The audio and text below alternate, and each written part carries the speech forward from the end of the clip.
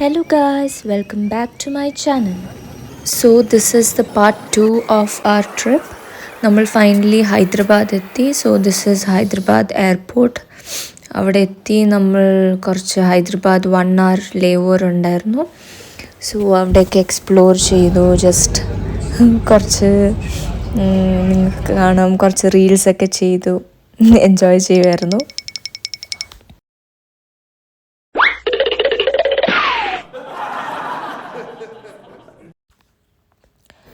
So നമ്മൾ റീൽസൊക്കെ എടുത്തു, ഫ്രഷായി. അതിന് ശേഷം ഇമിഗ്രേഷൻ ചെക്കിനൊക്കെ കഴിഞ്ഞിട്ട് ലോഞ്ച് ആക്സസ് നോക്കി. പക്ഷെ ഭയങ്കര തിരക്ക് കാരണം കയറിയില്ല. സോ പിന്നെയും റീൽസൊക്കെ എടുത്തിട്ട് പിന്നെ നമ്മൾ ഫുഡ് കോർട്ട് ഏരിയയിലേക്ക് പോയി. അവിടെ ടിം ഹോട്ടൻസിൽ പോയിട്ട് കുറച്ച് സ്നാക്സൊക്കെ കഴിച്ചു. പിന്നെ നിങ്ങൾ ഹൈദരാബാദ് മുന്നേ പോയിട്ടുണ്ടെങ്കിൽ പാരഡൈസ് റെസ്റ്റോറൻറ്റ് അറിയാം. അവിടുന്ന് ഫുഡ് കഴിക്കണം എന്നുണ്ടായിരുന്നു, പക്ഷെ പറ്റിയില്ല. May be next time. Just ഒന്ന് പോയി നോക്കിയിട്ട് നമ്മൾ പിന്നെ ബാക്ക് ടു ചെക്കിൻ, പിന്നെ ഡൽഹിയിലേക്ക് പോകാനുള്ള ഫ്ലൈറ്റ് കയറാൻ വേണ്ടിയിട്ട് പോകുന്ന ക്ലിപ്സാണത്. നമ്മൾ പോകുമ്പോൾ ഫ്ലൈറ്റിൻ്റെ ഉള്ളിൽ ഒരു ലേഡി പൈലറ്റായിരുന്നു ഉണ്ടായിരുന്നത്. ആൻഡ് ഫൈനലി നമ്മൾ ബോർഡ് ചെയ്തു. എന്നിട്ട് ഡൽഹിയിലേക്കുള്ള യാത്ര. സോ ഞാനൊരു മേ ബി 10 years ആയി കാണുമായിരിക്കും ഡൽഹിയിൽ പോയിട്ട്. സോ എനിക്ക് ഭയങ്കര ഒരു നൊസ്റ്റാൾജിക് ഫീലായിരുന്നു. ഫ്ലൈറ്റിൻ്റെ ഉള്ളിൽ നിന്ന് ലൈക്ക് വിൻഡോ വ്യൂ അടിപൊളിയായിരുന്നു. ക്ലൗഡ്സൊക്കെ നല്ല ഭംഗിയായിരുന്നു കാണാൻ. കുറേ വീഡിയോസൊക്കെ എടുത്തു. ആൻഡ് ഫൈനലി നമ്മൾ ഡൽഹി ലാൻഡ് ചെയ്യാൻ പോയായിരുന്നു. ആൻഡ് ഞാൻ എൻ്റെ കുറച്ച് ഫ്രണ്ട്സിനെ മീറ്റ് ചെയ്യാൻ വേണ്ടി ഓൾറെഡി പറഞ്ഞു വെച്ചിട്ടുണ്ടായിരുന്നു. പക്ഷെ ആകെ 1 day മാത്രമായിരുന്നു ഡൽഹിയിൽ ഉണ്ടായിരുന്നത്. റിട്ടേൺ വരുമ്പോൾ ഡൽഹിയിൽ 2 days സ്റ്റേ ചെയ്യാമെന്നാണ് പ്ലാൻ ചെയ്തത്. സോ ഫൈനലി നമ്മൾ ഡൽഹി എയർപോർട്ടിൽ ലാൻഡ് ചെയ്തു. ആൻഡ് അവിടുന്ന് ജസ്റ്റ് പിന്നെ ഈ റീൽസ് എടുത്ത് പിന്നെ നമ്മൾ ഒന്നുകൂടെ ഫ്രഷൊക്കെ ആയി ഡ്രസ്സൊക്കെ മാറ്റിയിട്ട്. ക്ലൈമറ്റ് ഡൽഹിയിൽ ചൂടായിരുന്നു, അപ്പം ഡ്രസ്സൊക്കെ കുറച്ച് കംഫർട്ടായിട്ട് പിന്നെ നമ്മളങ്ങനെ ഡൽഹി എയർപോർട്ടിൽ നിന്ന് ഡൽഹി മെട്രോ കയറാൻ വേണ്ടിയിട്ട് പോയി. ഫൈനലി നമ്മൾ ഡൽഹി മെട്രോ എന്ന് പറയുന്നത് ഇത്ര ഹ്യൂജ് ആണെന്ന് ഈ ഒരു വീഡിയോയിൽ നിന്ന് നിങ്ങൾക്ക് മനസ്സിലാവും. ഫുൾ ഒരു ഹാള് പോലെ ഇങ്ങനെ വൈഡായിട്ട് കിടക്കുമായിരുന്നു. ആൻഡ് നമുക്ക് ലൈക്ക് ഫസ്റ്റ് ടൈം ട്രാവൽ ചെയ്യുന്ന ആൾക്കാർക്ക് ChatGPT ഒരു വലിയ ഹെൽപ്പായിരിക്കും. ലൈക്ക് നമുക്ക് മെട്രോ ലൈൻ ഏതെടുക്കണം, പിങ്ക് ലൈൻ, പേർപ്പിൾ ലൈൻ, എല്ലാ ഡീറ്റെയിലും അതിനകത്ത് അവർ കൊടുക്കുന്നുണ്ട്.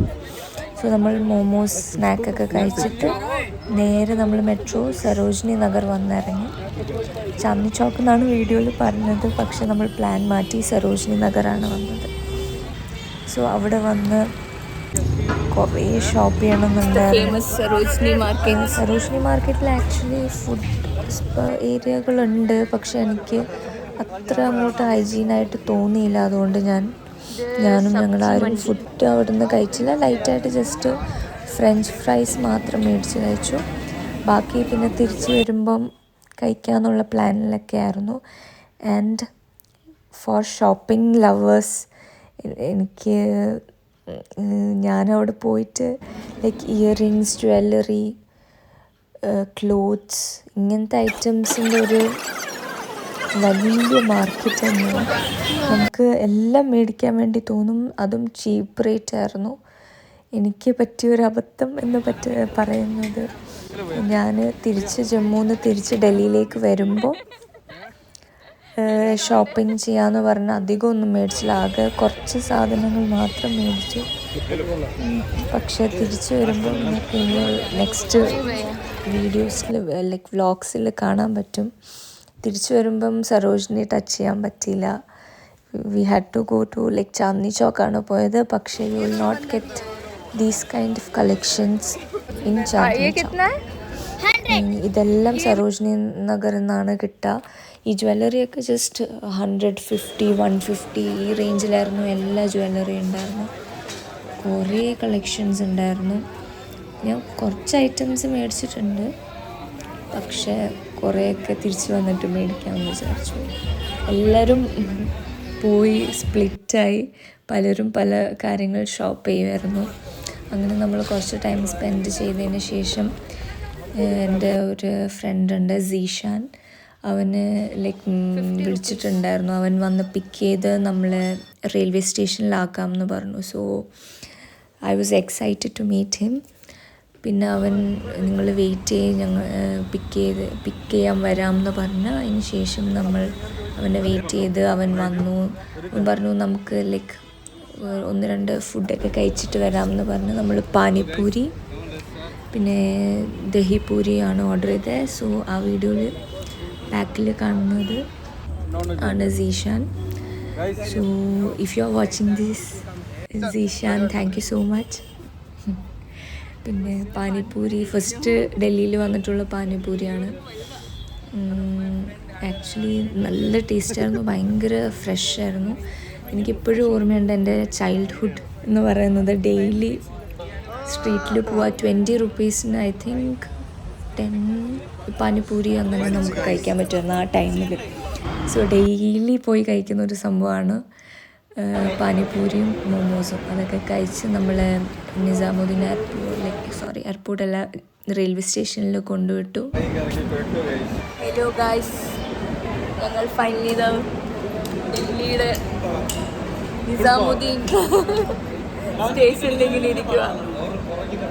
ചെറുതായിട്ട് പെട്ടോന്ന് ചോദിച്ചാൽ പെട്ടില്ല, പക്ഷെ പെട്ടില്ല. ഇതെന്താന്ന് വെച്ച് കഴിഞ്ഞാൽ നമ്മൾ ആക്ച്വലി പ്ലാൻ ചെയ്തത് ഡൽഹിയിൽ കുറച്ചും കൂടി നിൽക്കാം എന്നായിരുന്നു. പക്ഷെ അത് നമ്മൾ മാറ്റിയിട്ട് ഡൽഹിയിൽ നിന്ന് നേരത്തെ കശ്മീർ പോകാമെന്ന് വെച്ചിട്ട് ഞങ്ങൾ റെയിൽവേ സ്റ്റേഷനിൽ പോയത്. പക്ഷേ ഞങ്ങൾ ഉദ്ദേശിച്ച ട്രെയിൻ ഓൾറെഡി പോയി.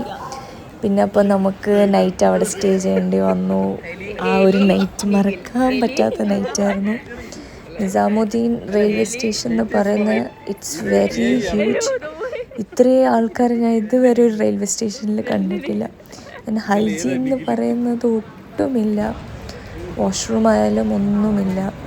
നമ്മളവിടെ നേരത്തെ നിങ്ങൾ കണ്ട സ്റ്റീലിൻ്റെ ബെഞ്ചിലാണ് ഓരോരുത്തർ കിടന്നു. അങ്ങനെ വെളുപ്പിനായിരുന്നു ട്രെയിൻ. ആ ടൈം ആകുമ്പോൾ നമ്മൾ ട്രെയിൻ വന്നു, എങ്ങനെയൊക്കെയോ ചാടി കയറി. മുകളിൽ സീറ്റുള്ളത് കൊണ്ട് എല്ലാവരും മുകളിൽ കയറിയിരുന്നു. And finally of two Jammu തവി. ഇനി അടുത്ത വീഡിയോസൊക്കെ നെക്സ്റ്റ് പാർട്ടായിട്ട് വരുന്നതാണ്. So stay tuned. Love you guys. Like, share and subscribe. Thank you for watching.